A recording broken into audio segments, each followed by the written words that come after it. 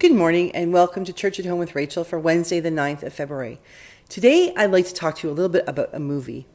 Now, I don't know about you, but I love going to the movies, and I'm married to someone who doesn't. I will go to the movie and see a bad movie simply because I like eating movie popcorn. And I know it's awful. It gets in your teeth and it tastes awful, and it's like if you get butter on it, it's like fake butter and it's all greasy and everything, but there's just something so decadent about eating movie theater popcorn. I love it. But we have limited resources here. We live in Wainwright, and there's no movie theater in Edgerton, and there's a small little movie theater in Wainwright. And so with a husband who is kind of picky about what he wants to watch, and some movies, like as much as I love watching movies, there's some I just don't want to watch. I don't want to watch Scream. I don't want to watch Batman, things like that. So I watch, there's limits. So we've only been to see Ghostbusters, although we went to see it twice here. But last Wednesday night? Yes, last Wednesday night, we went to see American Underdog, the Kurt Warner story. And oh my heavens. First of all, it's put together, I believe, by a Christian production company. And if I'm wrong about that, I don't apologize, because if it isn't, you'd think it was. It was so incredible. The faithfulness, the ability of the producers to keep a credibility. Like, I don't remember hearing one word in the whole movie that made me cringe. And that's really unusual. It really is. Usually there's something I don't want to hear. And this whole movie, there was no sexuality. There's a relationship between Kurt and his the girl he likes becomes his girlfriend, becomes his wife.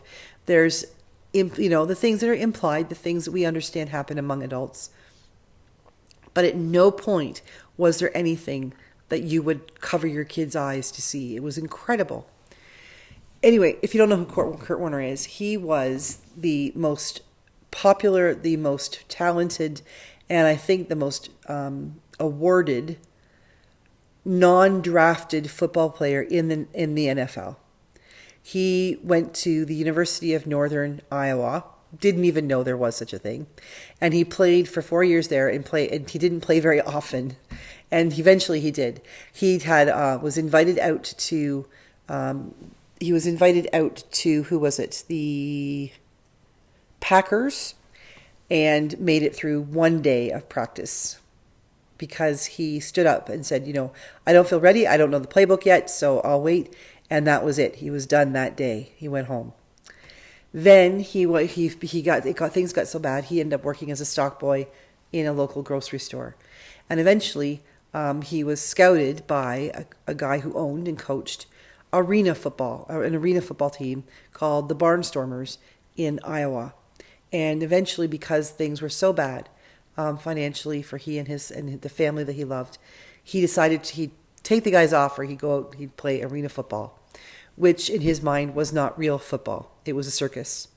And it was wild, and it looked painful, and it was incredible. But what it did was it gave him the opportunity to do what he was called to do, what he knew he was called to do, since he watched Joe Montana winning the Super Bowl with the 49ers, or I think, like Super Bowl 16 or something, many years before, when he was just a kid. So he grew up and he had this dream of being a major league, like an NFL football player.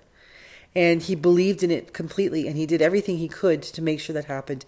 And doors would close and doors would close and doors would close, and it looked like it wasn't going to happen. And finally he was able to do that. And he went out there, and unfortunately the quarterback for the Rams he wasn't drafted, that he was chosen. He went for a walk-on tryout and he was chosen to stay. He was a quarterback.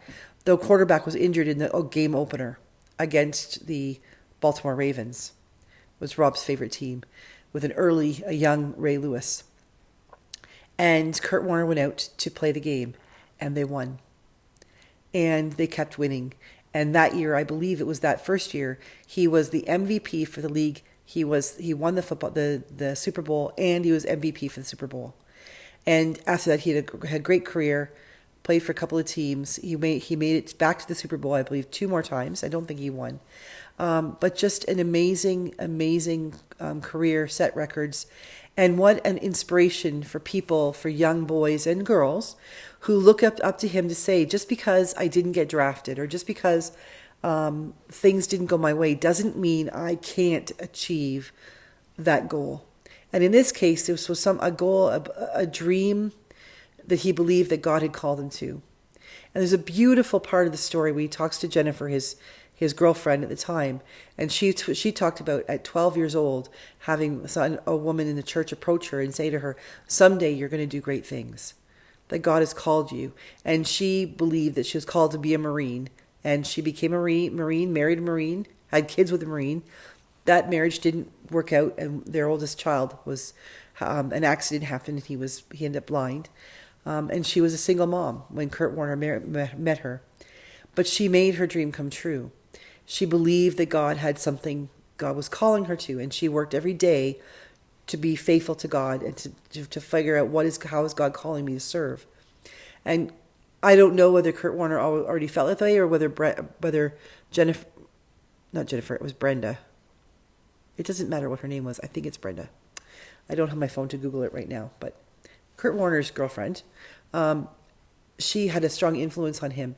And a couple of times through the movie, you see him taking time to pray. And it's not beautiful, get down on your knees beside your bed and put your hands together and say a prayer.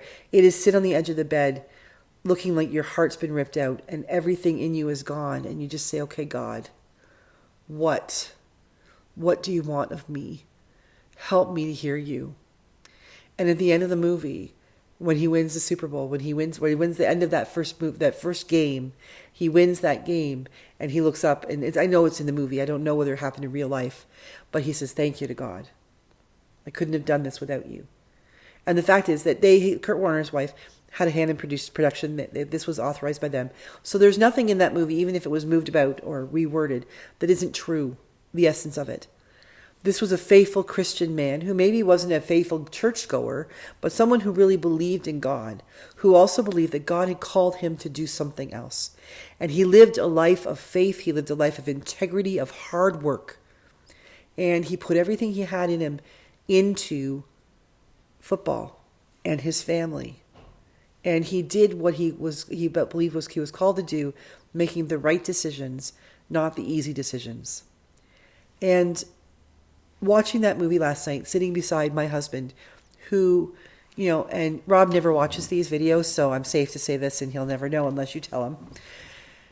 Rob's been through a lot in his life. He was called to be a priest, I think, from the time he was a teenager, but he had someone high up in the hierarchy in the church, in the diocese he was in, when his dad was going through seminary, who said to him, "You're never going to be called to be a priest." And then he was the person he was with before, like he was married to before me, said she would never be a minister's wife. And so Rob let that go. If God was calling him to be married to her, God would not call him to be a priest. You couldn't give up the sacrament of marriage simply because of another. God wouldn't ask him to do that. Eventually their marriage broke up for different reasons, and he was able, I think, to do God's will, to pursue becoming a priest. Rob has had to work so hard to get everything he's done. But I think that's what makes him the kind of man he is, a man of integrity, a man of incredible inner strength, a man of quiet but strong faith, and one who serves with everything he's got.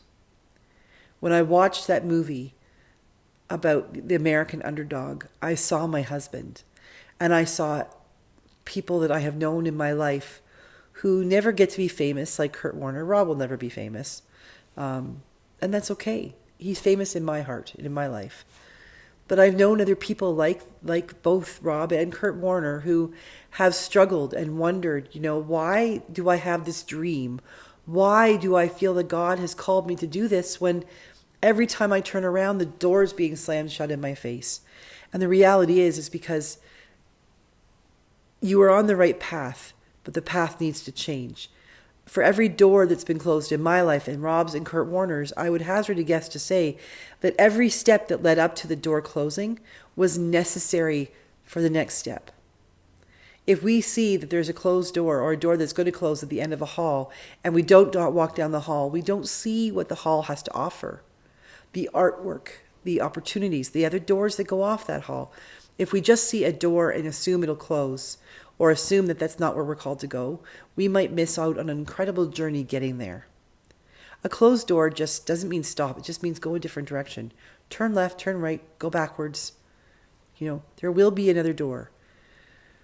We need to follow that. We need to be faithful. We need to be strong. We need to live with integrity.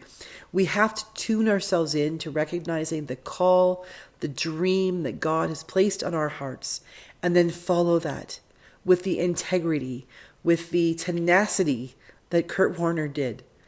We can't give up. Just because God gives us a dream does not mean that God is going to say it's on a silver platter. If God gives us a dream, I think we have to run with it. We have to work toward it. We have to do it. And everything that is frustrating and hard and seemingly stopping us from the dream today, when we get there, we can look back and say, that's why. That's the lesson I needed to learn. That's the person I needed to meet. That's what got me here today. So if you haven't already seen American Underdog, I really encourage you to go out and see it. Get it on Netflix or wherever it will be available, whenever it's available. Incredible, incredible movie. Production quality is insanely good. The acting is phenomenal in a really good, normal, everyday way. Nothing flashy. It's just a solid movie and a solid inspiration. Because I know there are a whole lot of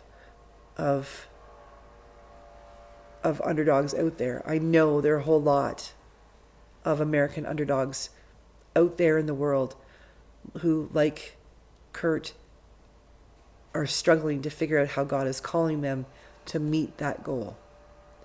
Be patient. You'll get there, and it will be worth it. I promise you. Have a great day. God bless you, and I will see you again tomorrow for Church at Home with Rachael.